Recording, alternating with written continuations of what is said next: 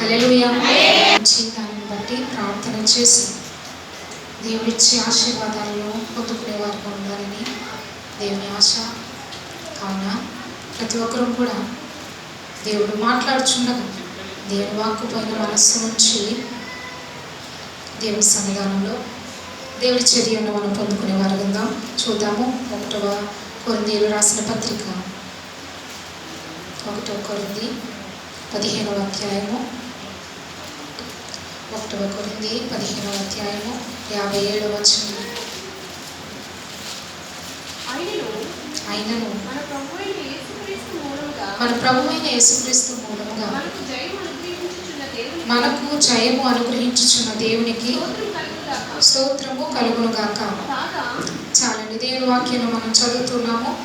1వ కొరింథీ 15వ అధ్యాయము 57వ వచనంలో దేవుని వాక్యం సెలవిస్తుంది కదా, ఆయనను మన ప్రభువైన యేసుక్రీస్తు మూలముగా మనకు జయము అనుగ్రహించుచున్న దేవునికి స్తోత్రము కలుగునుగాక. మన ప్రభువైన యేసుక్రీస్తు మూలముగా మనకు జయము అనుగ్రహింపబడుతుందని దేవుని వాక్యంలో మనం చదువుతున్నాం. అంటే వేరే విధానంలో మనం ఈ లోకంలో చూసినట్లయితే జయము లేకపోతే అపజయము అనేది మానవులు చూస్తారు వారి జీవితాలలో.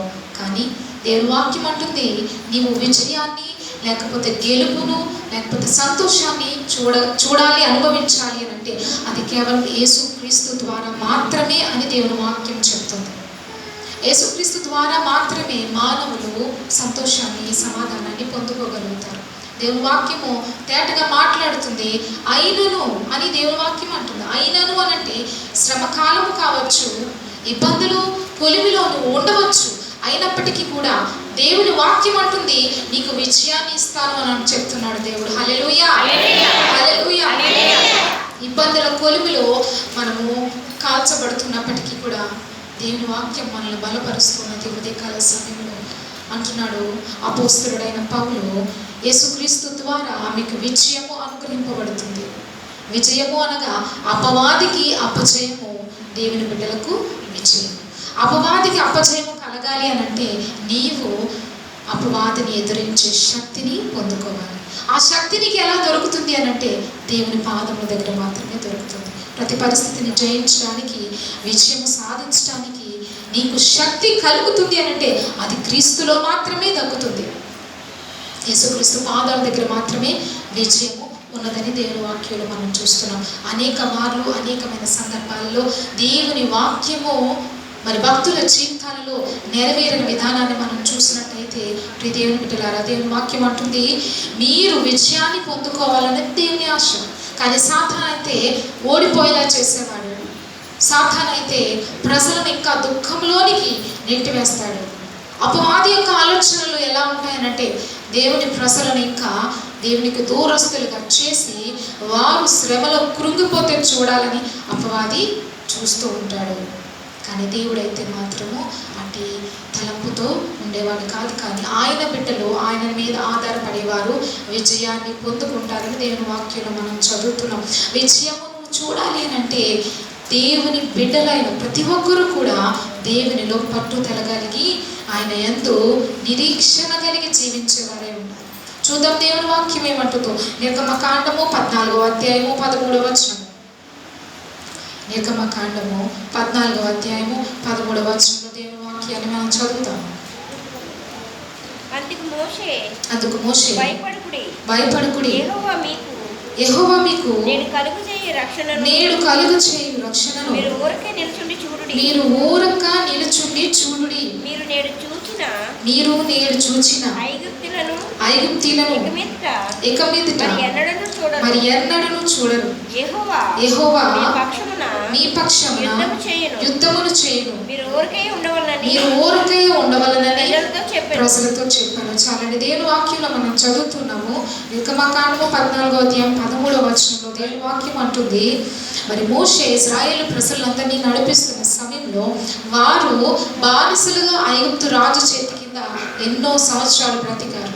కానీ దేవుని కృప, దేవుని వాగ్దానము ఇశ్రాయేలు పక్షంగా ఉన్నది కనుక వాగ్దాన నెరవేర్పులో భాగంగా ఇశ్రాయేలు ప్రజలను బానిసత్వం నుండి మరి యెహోవా దేవుడు విడిపించి నడిపిస్తున్న సమయంలో ఇశ్రాయేలీలందరూ కూడా మరి ఐగుప్తును విడిచిపెట్టారు, మార్గ మధ్యలో ప్రయాణంలో ఉన్నారు, వారు సముద్ర దరికి వచ్చారు.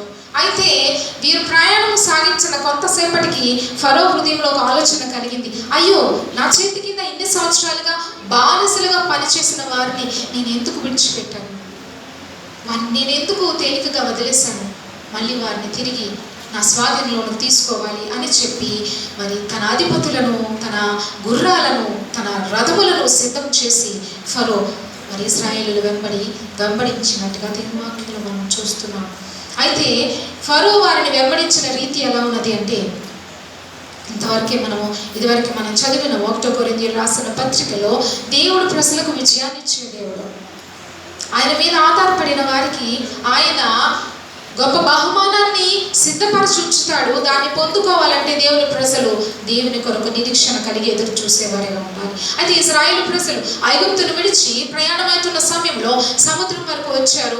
అక్కడ వారు సముద్రం అడ్డుగా ఉండుట చేత నిలిచిపోయారు. వెనుక తిరిగి చూస్తే ఫరో వారిని వెంబడిస్తూ వారి మీదకి యుద్ధానికి ఫరో వస్తూ ఉన్నాడు. ముందున చూస్తే సముద్రం ఉంది, వెనుక చూస్తే ఫరో సైన్యము వెంబడిస్తుంది, వెంటాడుతున్నది. అయితే ఫరో బహుశక్తి కలిగి తన అధిపతులను, గుర్రాలను, రథాలను తీసుకుని వస్తున్నాడు. అయితే ఫరో యొక్క రథాలు చాలా బలమైనవి. ఫరో సిద్ధపరిచిన గుర్రాలు అతి వేగంగా పరిగెత్తేవి. మరి మానవుని యొక్క వేగానికి గుర్రం యొక్క పరుగుకు చాలా తేడా ఉంటుంది, వ్యత్యాసం ఉంటుంది. అయితే అంత వేగంగా పరుగులెత్తే రథాలను సిద్ధపరచుకుని తన సైన్యముతో, తన అధిపతులతో ఫరో మరి ఇశ్రాయేలును వెంబడిస్తున్న సమయంలో ఈ ప్రజలు బహు ఆందోళన, బహు భయమో వారి హృదయాలను ఆవరించింది. ఎంతవరకు కూడా మనల్ని దేవుడు నడిపించాడు. ఈ స్థలానికి వచ్చేసరికి ముందు చూస్తే సముద్రం అడ్డుగా ఉంది, వెనుకకు తిరిగితే ఫరో మనల్ని తిరిగి శ్రమకు గురి చేసే విధంగా మన మీదకి దండెత్తి వచ్చాడని చెప్పి వారు భయముతోనూ ఆందోళనతోనూ ఉన్న సమయంలో మోషే వారితో చెబుతున్న మాటలు ఉదయకాల సమయంలో యేసుక్రీస్తు ప్రభు వారు ఈ వాక్యము ద్వారా సంఘాన్ని బలపరుస్తూ ఉన్నారు. చదువుదాం నిర్గమకాండం 14వ అధ్యాయం 13వ వచనం మరొక మారు. అందుకు మోషే భయపడకుడి, యెహోవా మీకు నేడు కలుగు చేయు రక్షణను మీరు ఊరక నిలుచుండి చూడండి. మోషే అంటున్నాడు, భయపడకండి ఇశ్రాయేలు ప్రజలారా, మీరు ఏమాత్రం దిగులు చెందొద్దు, ఊరకనే నిలుచుండి మౌనులై దేవుడు చేసే కార్యాలు చూడండి అని అంటున్నాడు. దేవుని బిడ్డలారా, మోషే దేవుని ఆత్మచేత నింపబడిన ప్రవక్త, దైవజనుడు, అభిషేకించబడిన వ్యక్తి. అయితే దేవుని యొక్క శక్తిని పొందుకున్న మోషే ప్రజలను ధైర్యపరుస్తూ చెప్తున్న మాట అంటున్నాడు ప్రజలందరితోనూ కూడా, మీరు దయచేసి దుఃఖపడకండి, వేదన పడకండి, ఏమీ పర్వాలేదు, కానీ దేవుడు మీ పక్షాన కార్యం చేయబోతున్నాడు, ఊరకన నిలుచుండి చూడుడి అని అంటున్నాడు మోషే. ఆ మాటలు వింటున్న ఇశ్రాయేలు ప్రజలకు ఒక్క నిమిషం అనిపించింది, ఏంటి ఈయన ఇలా మాట్లాడుతున్నాడు, ఆ ప్రాణం పోయే పరిస్థితిలో మేముంటే ఊరికనే నిలుచుండి మౌనంగా దేవుడు చేసే కార్యాన్ని చూడమంటున్నాడు అని చెప్పి వారి హృదయాలలో అనేకమైన సందేహాలు, కొంతమంది సనుగుడు, కొంతమంది వారి కోపాన్ని బయటకు వ్యక్తపరుచుతున్న స్థితిని దేవుని వాక్యంలో మనం చూస్తున్నాం. వెనుక ఫరో తరుముతూ ఉంటే, మరి ముందు సముద్రము అడ్డుగా ఉంటే ఇశ్రాయేలు ప్రజలు మధ్యలో చిక్కుకుపోయారు. అటు ఇటు వెళ్ళడానికి, కదలడానికి అవకాశం లేదు. మరి ఫరో యొక్క బలం ఎటు రీతిగా ఉందంటే బళ్ళెములు, బాణములు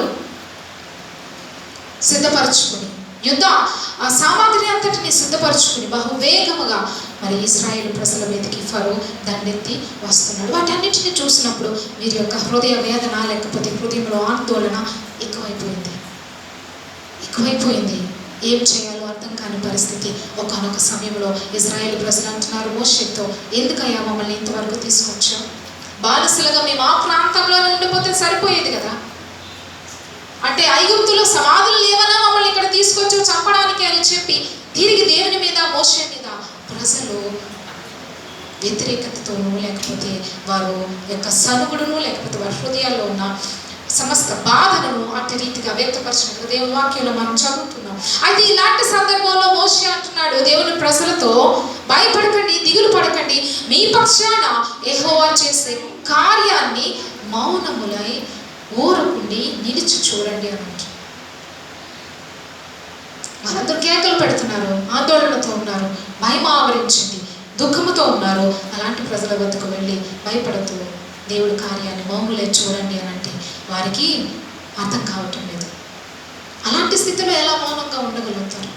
వెనుక చూస్తే ఫరో ప్రాణం తీయడానికి మీద పడుతున్నాడు, ముందు చూస్తే దారి లేదు, సముద్రం అడ్డుగా నిలిచింది. నీ జీవితంలోనూ కూడా అలాంటి పరిస్థితి నువ్వు అనుభవిస్తూ ఉన్నావేమో, అలాంటి పరిస్థితి కూడా నువ్వు నడుస్తున్నావేమో. వెనుకల ముందున కూడా శ్రమ నిన్ను చుట్టి ఉండవచ్చు. కానీ ఉదయకాల సమయంలో దేవుని వాక్యము ద్వారా దేవునితో మాట్లాడుతున్నాడు.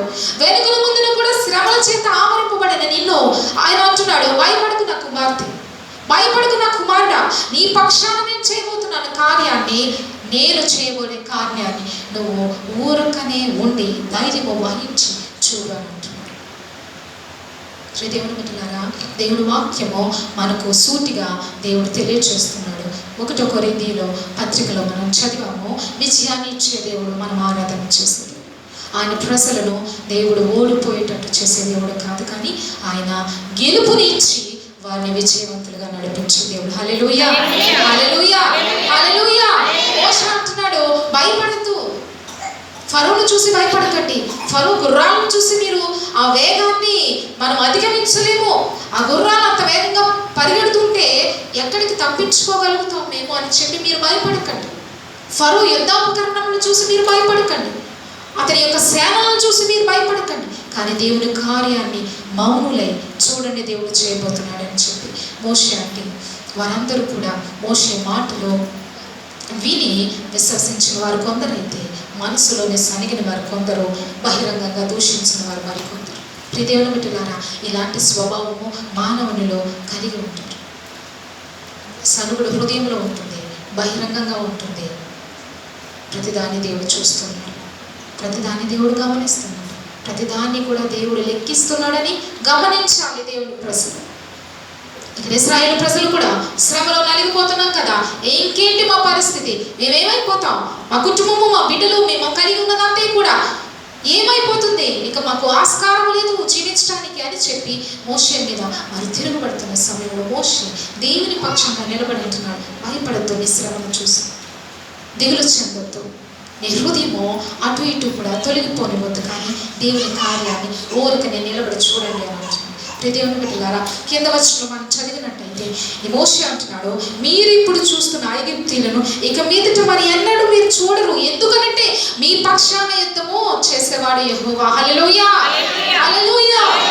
ఏదైతే ఇశ్రాయేలు ప్రజలు ఐగుప్తు యొక్క సైన్యాన్ని, సేనలను చూసి భయపడుతున్నారు, మోషే ప్రవక్త దేవుని ఆత్మచేత వ్యక్తిగా ఉండి ఇశ్రాయేలును బలపరుస్తూ అంటున్నాడు, మీరు చూస్తున్న ఈ సైన్యాన్ని ఇక మీదట మీ జీవితంలో ఎన్నడూ చూడరు.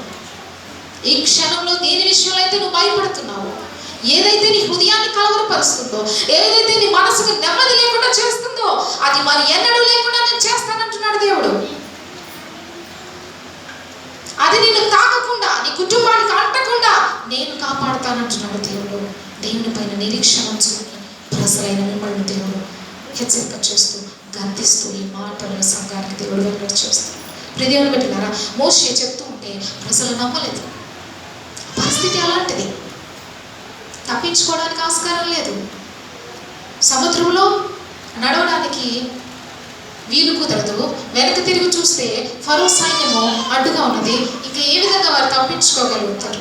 చిక్కుకున్నారు శ్రమల వలలో చిక్కుకుపోయారు. అయితే క్రీస్తు ప్రభు వారు దేవుని సంఘానికి ఉదయకాల సమయంలో చెప్తున్న మాట, నీ స్థితి కూడా అట్టి రీతిగా ఉండవచ్చు, కానీ దేవుడు అంటున్నాడు, నీ పక్షాన ఆయన యుద్ధం చేయబోతున్నాడు. హల్లెలూయా, హల్లెలూయా. ఈ సమస్య ఏదైనప్పటికీ కూడా దేవుని పాదాల దగ్గర పెట్టు, దేవుని దగ్గర విజ్ఞాపన చేయి, నిరీక్షణ కోల్పోకు, నమ్మకాన్ని కోల్పోకు, విశ్వాసములో సన్నగిల్లొద్దు. ఏమైపోతుందో నా పరిస్థితి, ఎలా ఉండబోతుందో అని దిగులు చెందొద్దు అని ఉదయకాల సమయంలో దేవుడు ప్రజలైన వారందరినీ బలపరుస్తున్నాడు ఈ వాక్యం ద్వారా. ఇశ్రాయేలు ప్రజలైతే కొందరు అటు ఇటుగా మాట్లాడారు, కొందరు దూషించారు, కొందరు సనుక్కున్నారు, కొందరు నమ్మకం ఉంచారు దేవుని మాట పైన. అయితే మోషే అంటున్నాడు, ఇది ఏదైతే మీరు చూస్తున్నారో ఇశ్రాయేలు ప్రజలారా వినండి, ఐగుప్తీయులను మరి మీరెన్నడూ మీ జీవితంలో మీరు చూడరు, మీ పక్షాన యుద్ధం ఆయన చేయబోతున్నాడు.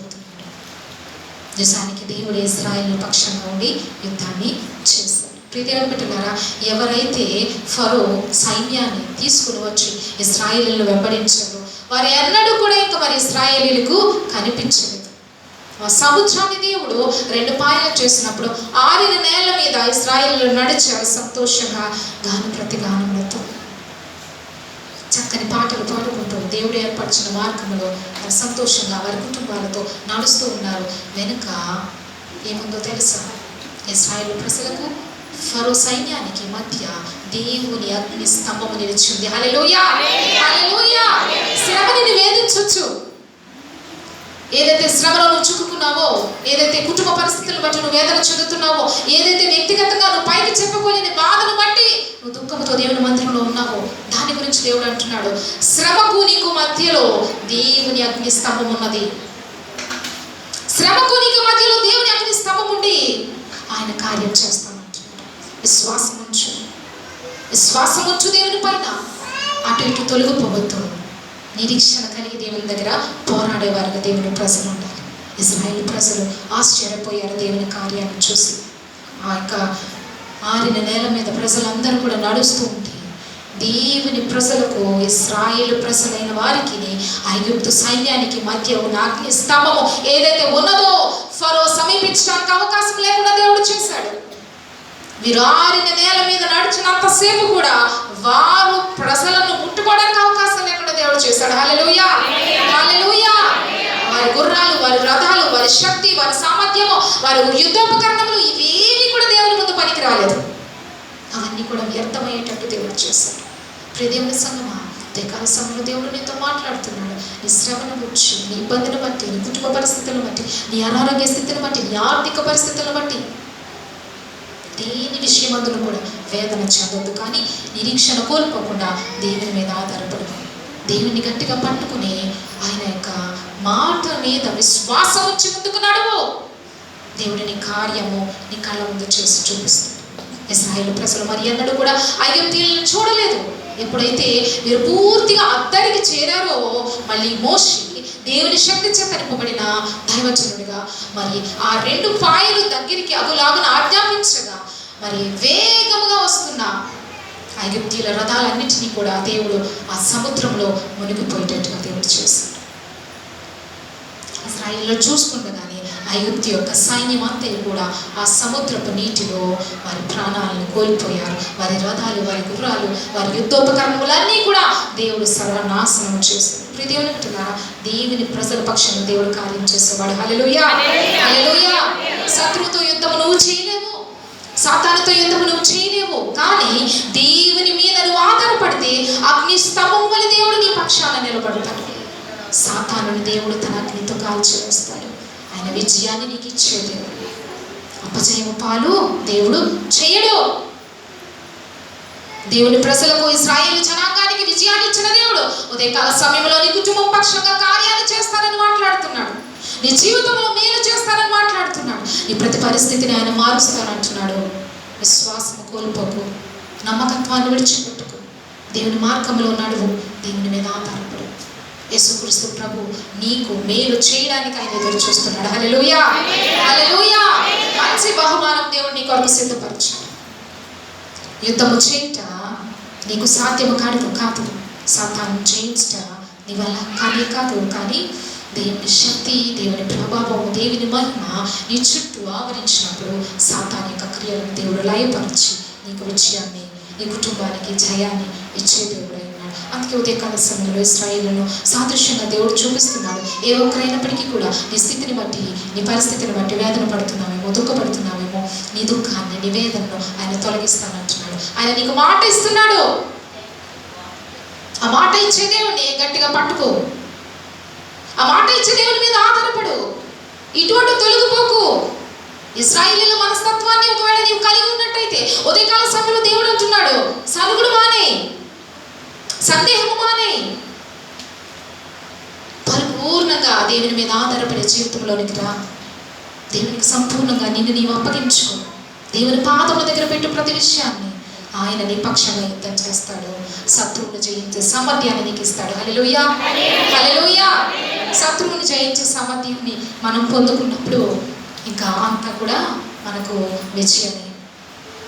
శత్రు క్రియలను, సాతాను క్రియలను దేవుడు అపజయానికి లోను చేసినప్పుడు దేవుని ప్రజలు విజయాన్ని పొందుకుంటారు. ఇశ్రాయేలీయులు కూడా అట్టి రీతిగానే జయము విజయము దేవుని ద్వారా వారి జీవితాల్లో చూస్తారు. కానీ ఈ యొక్క సముద్ర ప్రయాణము ఏదైతే వారు సాగించారో, ఆరిన నేల మీద వారు నడిచారో, ఆ సమయంలో అప్పుడు వారు తెలుసుకున్నారు నిజంగా దేవుడు గొప్పవాడు. ఇంతవరకు సరిగా మనం నోటితో ఇంతవరకు సందేహించాం, ఎంతవరకు కూడా జరుగుతుందో లేదో అని అపనమ్మకంతో ఉన్నాం. కానీ దేవుని కార్యాలను కనులారా చూస్తున్నాం. మన దేవుడు గొప్పవాడు, యెహోవా గొప్పవాడు అని స్తుతి గానములతో వారు ఆరిన నేల మీద దేవుడు మహిమపరుస్తూ నడిచారు. వారి కళ్ళ ముందే దేవుడు శత్రువులతో యుద్ధం చేసి ఇశ్రాయేలీయులు మరి ఎన్నడూ కూడా ఐగుప్తీయులను చూడకుండా చేసిన రీతిగా నీ కుటుంబంలో దేవుడు కార్యాలు చేయాలని ఆశిస్తూ ఉన్నాడు. ప్రియ దేవుని బిడ్డ, సందేహించొద్దు, దేవుని మీద ఆధారపడి జీవించు. అపనమ్మకమొద్దు, సంపూర్ణ విశ్వాసము కలిగి జీవించు. దేవునిలో ఎదగడానికి ఇష్టపడు. దేవునికి నువ్వు అప్పగించుకో. నీ భారాన్ని నీవు మోయడం కాదు, దేవుని మీద పెట్టు. దేవునికి అప్పగించినప్పుడు ఆ భారము దేవుడు తేలికగా మార్చివేస్తాడు. హల్లెలూయా, హల్లెలూయా. ఇశ్రాయేలు ప్రజలు కూడా భారాన్ని మోస్తూ ఉన్నారు. వేదనతో నిండిపోయిన వారి హృదయాలను దేవుడు సంతోషంతో నింపినట్టుగా దేవుని వాక్యంలో మనం చూస్తున్నాం. అదే కార్యాన్ని సంఘంలో కూడా దేవుడు చేయబోతున్నాడు. ప్రజల జీవితాలు, కుటుంబాలు. నమ్మండి, ప్రార్థన చేయండి. చూద్దాం దేవుని వాక్యాన్ని. ద్వితీయోపదేశకాండము 20వ అధ్యాయము 3వ వచనం. ద్వితీయోపదేశకాండము 20వ అధ్యాయము 3వ వచనం. ఇశ్రాయేలీయులారా వినుడి, నేడు మీరు మీ శత్రువులతో యుద్ధం చేయుటకు సమీపించుచున్నారు. మీ హృదయములను జంకనీయకుడి, భయపడకుడి, వణకకుడి, వారి ముఖము చూచి బెదరకుడి. మీ కొరకు మీ శత్రువులతో యుద్ధము చేసి మిమ్మును రక్షించువాడు మీ దేవుడైన యెహోవాయే. చూడండి, దేవుని వాక్యంలో మనం చదువుతున్నాము. ఇశ్రాయేలు ప్రజలారా వినండి, నేడు మీరు మీ శత్రువులతో యుద్ధము చేయుటకు సమీపించుచున్నారు. మీ హృదయములను జంకనీయకుడి. శత్రువుతో యుద్ధము చేయడానికి సమీపించినప్పుడు శత్రువు బలమైన ఆయుధం కలిగి ఉంటాడు. కానీ మనమైతే ప్రార్థన అనే ఆయుధము, విశ్వాసం అనే ఆయుధము, దేవునిలో సహవాసం అనే ఆయుధము ఎప్పుడైతే కలిగి ఉంటామో శత్రువు ఎంత బలమైన వాడైనప్పటికీ కూడా దానిని జయించగలుగుతాం. ఈ ఆయుధాలు నీవు లేకపోతే, నీవు కలిగి ఉండకపోతే ఆ వ్యక్తులు ఎలా ఉంటారంటే, దేవుని వాక్యంలో మనం చదువుతున్నాము. ప్రార్థన అనే ఆయుధం నీలో లేకపోతే, విశ్వాసం అనే ఆయుధం లేకపోతే, దేవుని మీద ఆధారపడే స్వభావం కలిగి ఉండకపోతే, దేవుని మాటకు విధేయత చూపి జీవించే జీవితము నీలో లేకపోతే నీ పరిస్థితి ఎలా ఉంటుందో తెలుసా? దేవుని వాక్యంలో మనం చదువుతున్నా, మీ హృదయాలు జడిసిపోతాయి శ్రమ ఏర్పడినప్పుడు, మీ హృదయాలు భయపడతాయి శ్రమ ఏర్పడినప్పుడు, మీ హృదయాలు వణుకుతో నింపబడతాయి శ్రమ ఏర్పడినప్పుడు, మీ హృదయాలు, మీ ముఖము బెదిరిపోతుంది. అందుకే దేవుడు అంటున్నాడు, వాటన్నిటిని పక్కన పెట్టేయండి. బెదరవద్దు, జడియవద్దు, వణకవద్దు. మీ పక్షంగా నేను యుద్ధం చేస్తాను, మిమ్మల్ని రక్షించువాడను నేనే అని యెహోవా దేవుడు ఇశ్రాయేలులకు వాగ్దానం ఇచ్చిన రీతిగా ఉదయకాల సమయంలో దేవుడు సూటిగా నీతో మాట్లాడుతున్నాడు. నీ పరిస్థితిని బట్టి నువ్వు భయపడుతున్నావేమో, నీ స్థితిని బట్టి చాలా వేదన చెందుతున్నావేమో. కానీ దేవుడు అంటున్నాడు, దిగులు పడద్దు, భయపడద్దు, వేదన పడద్దు. నీ ముఖము చింతతో నింపుకొనవద్దు అంటున్నాడు దేవుడు. ఎందుకంటే నీ పక్షముగా కార్యం చేసి నీ దుఃఖాన్ని నవ్వుగా మార్చేవాడు మన దేవుడు. హల్లెలూయా, హల్లెలూయా. ఏదైతే దుఃఖము నీవు కలిగి ఉన్నావో ఆ దుఃఖాన్ని దేవుడు అతి త్వరలో గొప్ప సాక్ష్యముగాను నవ్వుగాను మార్చేవాడు మన దేవుడు. నమ్మండి, విశ్వాసం ఉంచి దేవుని మీద ఆధారపడండి. దేవుని పాదాలు పట్టుకుని వేడుకోండి. దేవుని వాక్యము సూటిగా నీతో మాట్లాడుతుంది. ఆ మాట ద్వారా బలవంతుతున్న నీవు దేవుని మందిరంలో ఉన్నప్పుడే దేవుని వాక్యాన్ని బట్టి బలవంతుడం కాదు, కానీ ప్రతి విషయమందును, ప్రతి సమయమందును, ప్రతి క్షణమందును కూడా ఆ బలము, ఆ విశ్వాసము నీలో పనిచేయాలి.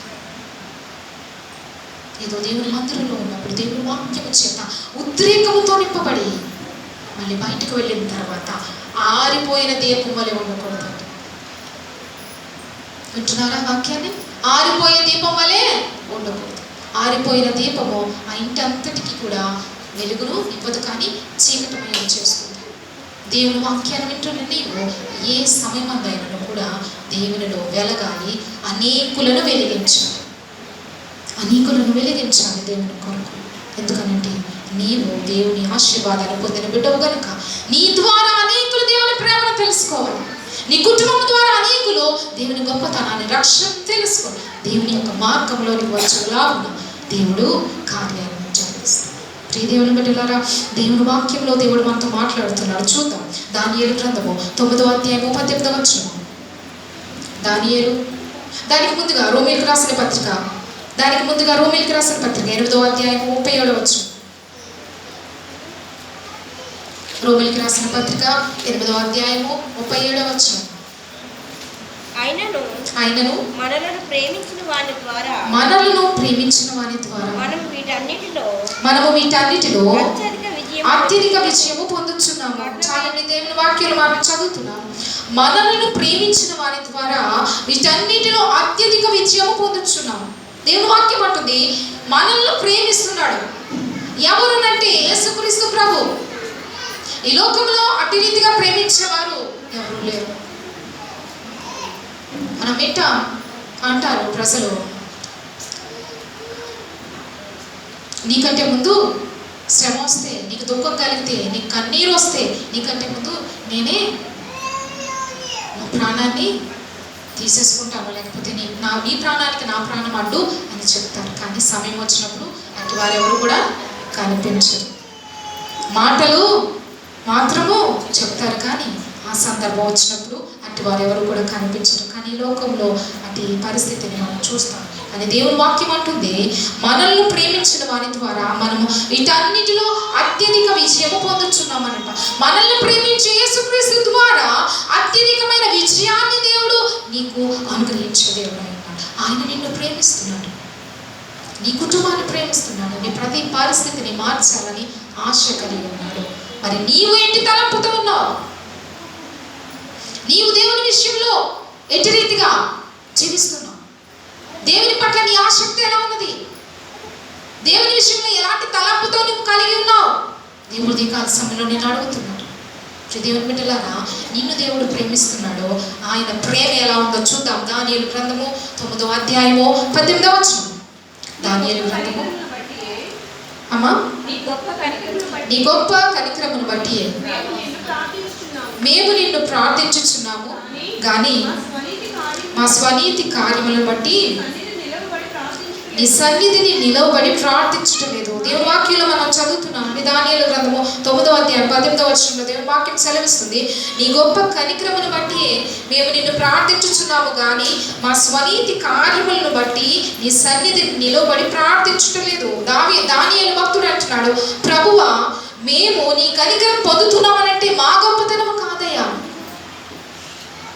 మా మంచితనం ఎంత మాత్రము కాదు, మా నీతి ఎంత మాత్రము కాదు, కేవలం నీ కృప మాత్రమే. ఇది ఆలోచన ఎంతమంది కలిగి ఉన్నారు?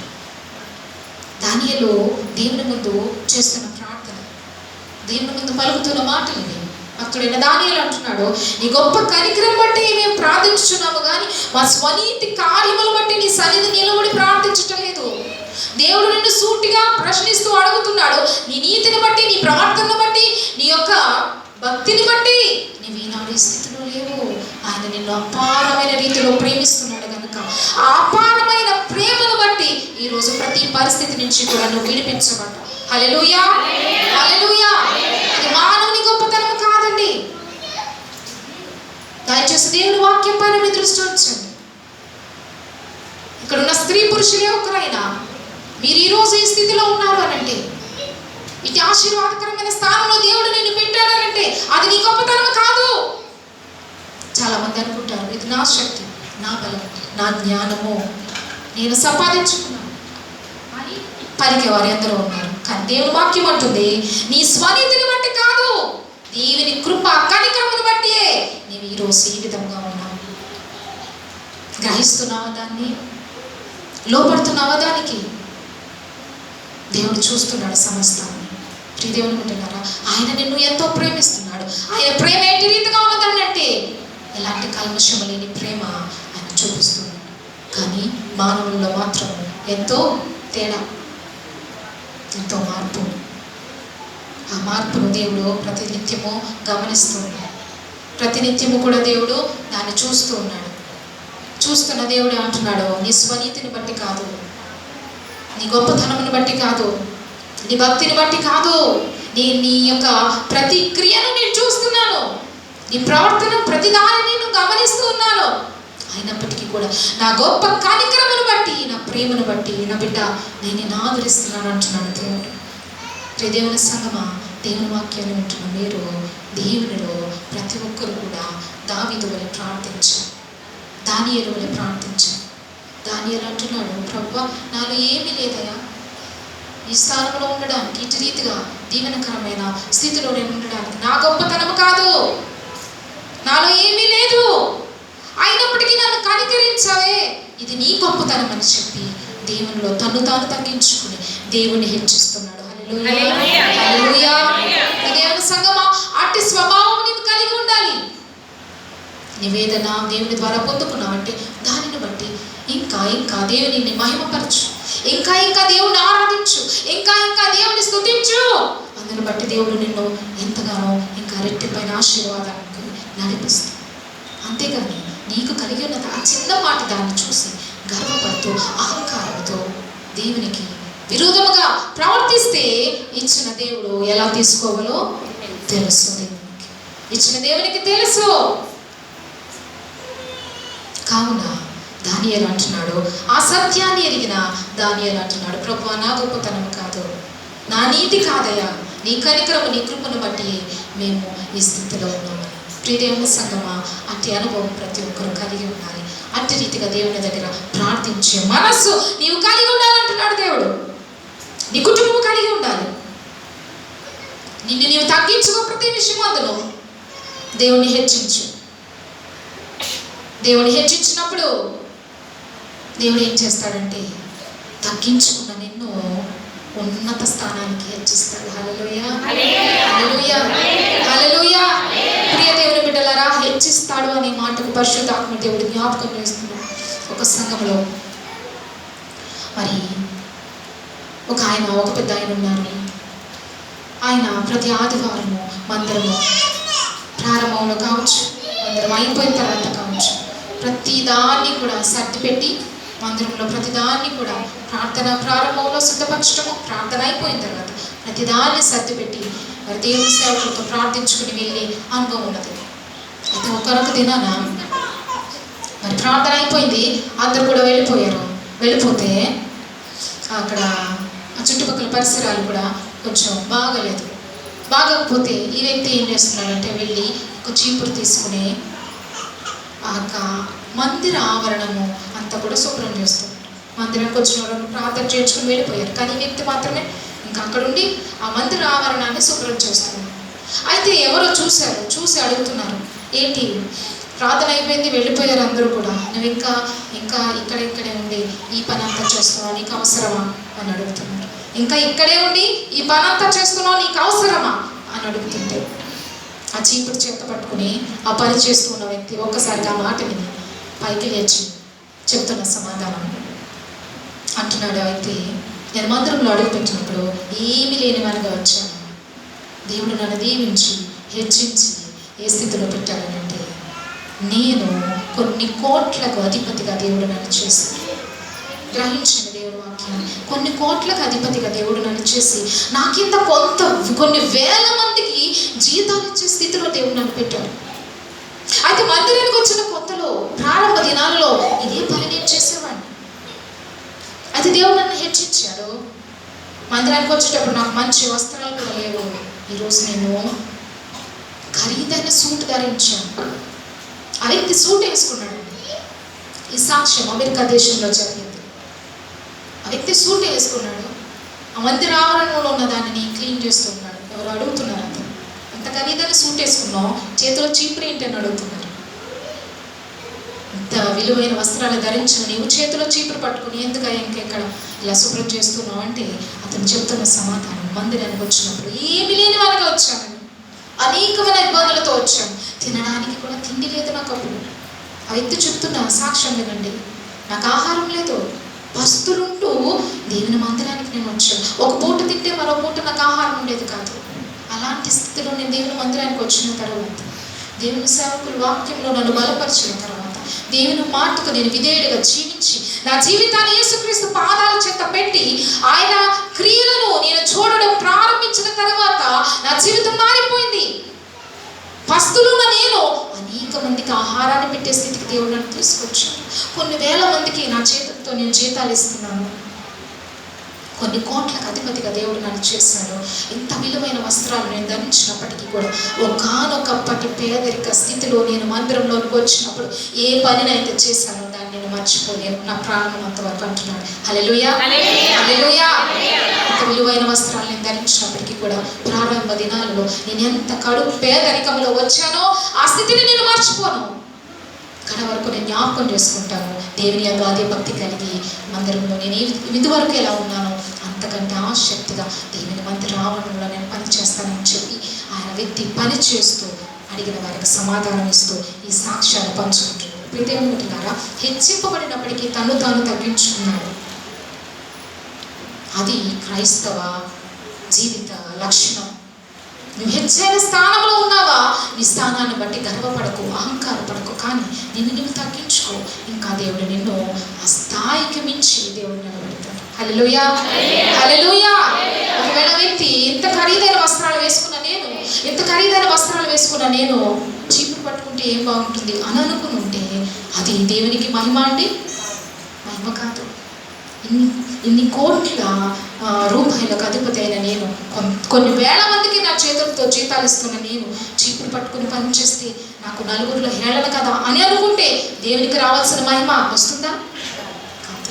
ఆ నోటి వెంట పలికిన సాక్ష్యం అవతల వ్యక్తి జీవితాన్ని మార్చే రీతిగా దేవుడు ఆ వ్యక్తిని నిలబెట్టాడు. ప్రతి దేవుని పెట్టారు. అందుకే దేవుడు అంటున్నాడు, నీ నీతి కాదు, నీ భక్తి కాదు, కానీ దేవుడు నీ పట్ల ఆయన కనికరము, ఆయన కృప చెప్పున కార్యాలు జరిగిస్తున్నాడని గమనించాడు. దేవునికి ప్రతి నిమిషం అందరినీ కూడా లోబడి జీవించాలి. అందుకే దేవుని వాక్యం అంటుంది, నీవు దేవునికి నిన్ను నీవు అప్పగించుకో. శ్రమను బట్టి జడియకు, బెదరకు, వణకకు, నిరీక్షణ కోల్పోకుండా నిలబడి దేవుడు కార్యాలు చేసి చూపిస్తాడు. దేవుడు నీ పట్ల మేలు చేస్తాడు. శత్రువుతో యుద్ధము నీవు చేయలేవు, కానీ ఆయన చేసే సామర్థ్యాన్ని కలిగి ఉన్నవాడు కనుక శత్రువుతో యుద్ధము దేవుడు చేస్తాడు, నీకు విజయాన్ని ఇస్తాడు. హల్లెలూయా, హల్లెలూయా, హల్లెలూయా. నిన్ను వేధిస్తున్న శత్రువు, నిన్ను వేధిస్తున్న శ్రమ మళ్ళీ నీ జీవితంలో నీవు చూడకుండా దేవుడు చేస్తాడు. నమ్మండి, విశ్వసించండి, ప్రార్థన చేయండి. దేవుడి మాటలు మీ కుటుంబాల్లో ఫలింపులోకి తీసుకొచ్చింది.